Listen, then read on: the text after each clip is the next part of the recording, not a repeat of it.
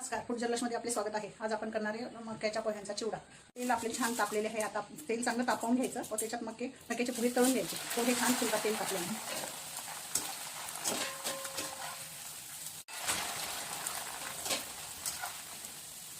पोहे छान फुललेले आपले, छान तळून झाले।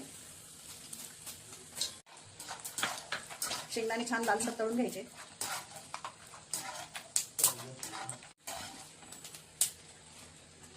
डाळ थोडासा चाणी तळून घ्यायचे, जळू नये म्हणून।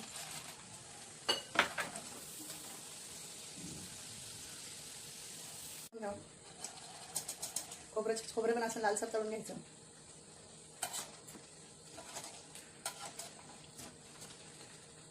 खोबरं छान लालसर तळून झालेलं आहे।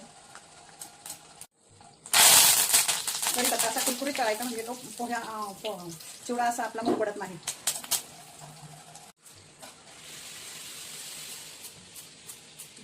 चिवड्याला फोडणी घालूया। त्याच्यात जिरे,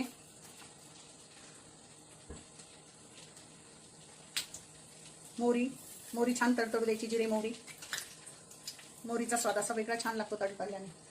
हिंग,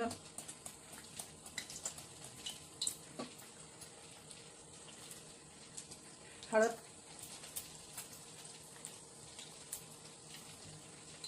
लाल तिखट, थोडासा घरकुल मसाला, थोडासा कांदा लसूण मसाला, थोडी चवीनुसार साखर घालूया। साखर घातल्याने चिवडा छान लागतो। गोड आंबट करण्यासाठी थोडी आमसूल पावडर घालूया। वरतून ही फोडणी तयार केलेली आहे ती घालूया।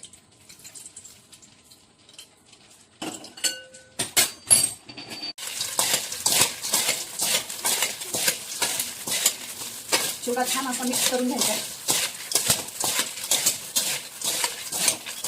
त्यासाठी आपला मक्याचा चिवडा तयार आहे। तुम्ही नक्की करून बघा। चॅनलला सबस्क्राईब करा, व्हिडिओला लाईक करा।